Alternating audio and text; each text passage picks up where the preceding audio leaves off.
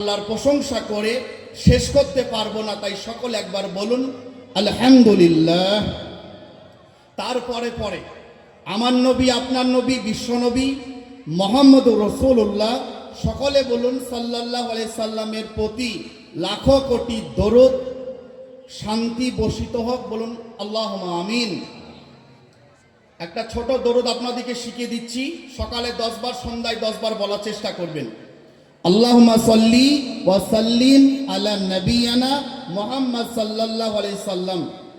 কেউ যদি আল্লাহর নবীর উপর একবার দরুদ পড়ে, আল্লাহ রাব্বুল আলামিন তার উপরে 10টি রহমত নাজিল করবে। বলুন সুবহানাল্লাহ।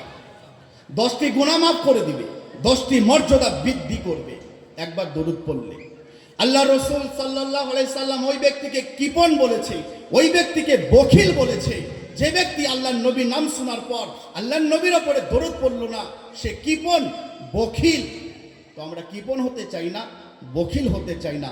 নবীর নাম শুনলে, নবীর নাম মুহাম্মদ, আমরা কি বলবো? সাল্লাল্লাহু আলাইহি সাল্লাম।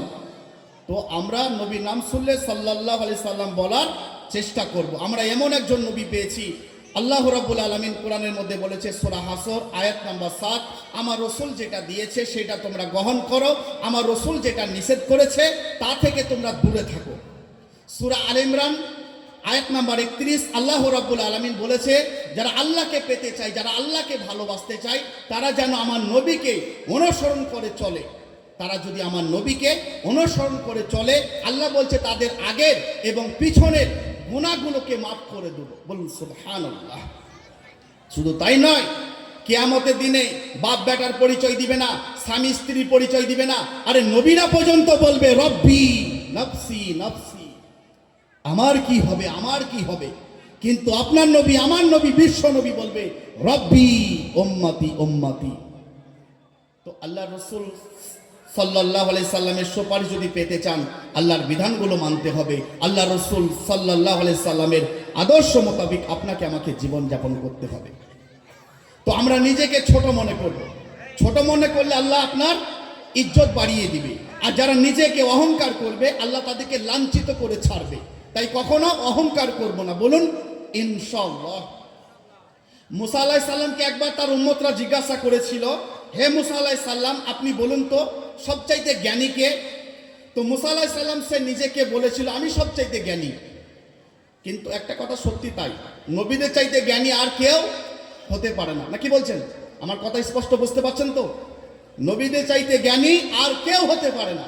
কিন্তু আল্লাহ রাব্বুল আলামিন এটা কিন্তু চাননি। আল্লাহ রাব্বুল আলামিন চেয়েছিল মুসা নিজেকে জ্ঞানী না বলে সে যেন আল্লাহকে জ্ঞানী বলে। তো সে যখন নিজেকে জ্ঞানী বলল, আল্লাহ রাব্বুল আলামিন বললেন মুসা, আমি তোমার চাইতে একজন জ্ঞানী বানিয়েছি। তো মুসা আলাইহিস সালাম বললেন, ওগো আল্লাহ, তার সন্ধান কি করে পাবো একটু আমাকে বলুন। আল্লাহ রাব্বুল আলামিন বললেন, মুসা, তুমি নদীর কিনারায় কিনারায় চলে যাও, তার সন্ধান তুমি পেয়ে যাবে। তার নাম হচ্ছে খিজির আলাইহিস সালাম। তবে একটা কথা মনে রাখবেন, বাপের ওপরে বাপ আছে। নাকি বলছেন?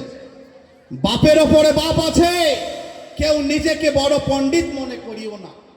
পৃথিবীর কেউ সব জানে না, কেউ সব জানে না। যে জানে এতটুকু, যে সব জানে সে হচ্ছে আল্লাহ। তো নিজেকে ছোট হন, বিনয় হন, আল্লাহ আপনাকে সম্মান দিবে, ইজ্জত দিবে। আর অপরকে নিয়ে যদি অহংকার করেন, আল্লাহ আপনাকে লাঞ্ছিত করে ছাড়বে। তাই কখনো অহংকার করবেন না। যাই হোক, পর্দা নিয়ে দুটো কথা বলি। মেয়েদের জান্নাতে যাওয়া সবচাইতে সহজ 4টে কাজ যদি আমার মা বোন যারা এসেছেন, 4টে কাজ, 5 ওয়াক্ত নামাজ, 30টা রমজানের রোজা, স্বামীর খেদমত, লজ্জাস্থানের হেফাজত করবে। এই 4টি কাজ যদি মেয়েরা করে, জান্নাতে যে কোনো দরজা দিয়ে তারা জান্নাতের মধ্যে প্রবেশ করবে। বলুন সুবহানাল্লাহ। তো আপনার স্ত্রী, অধিকাংশ নারী বেপরদায় চলে, মাথার চুল পরপুরুষকে দেখায়। একটা কথা মনে রাখবেন, একটা ছেলেকে মানুষ করতে গেলে তার মা বাপকে 20 বছর লেগে যায়। নাকি বলছেন? একটা ছেলেকে মানুষ করতে গেলে তার মা বাপকে 20 বছর লেগে যায়। তারপরে সন্তানটা মানুষের মতো মানুষ হতে পারে না। কিন্তু একটা ছেলেকে খারাপ করতে গেলে একটা মেয়ের কাছে 1 সেকেন্ড লাগবে না। তারপরে কেন মেয়েরা পর্দা করছে না? এর জন্য দায়ী শুধু মেয়েরা নয়, তার বাড়ির গার্জেন। কাল কিয়ামতের দিনে আল্লাহ তাদেরকে ছেড়ে কথা বলবে না, বলবে তুমি বাড়ির গার্জেন হয়ে তোমার স্ত্রী কেন বেপরদায় চলেছে, তুমি বাড়ির গার্জেন হয়ে তোমার মেয়ে কেন বেপরদায় চলেছে।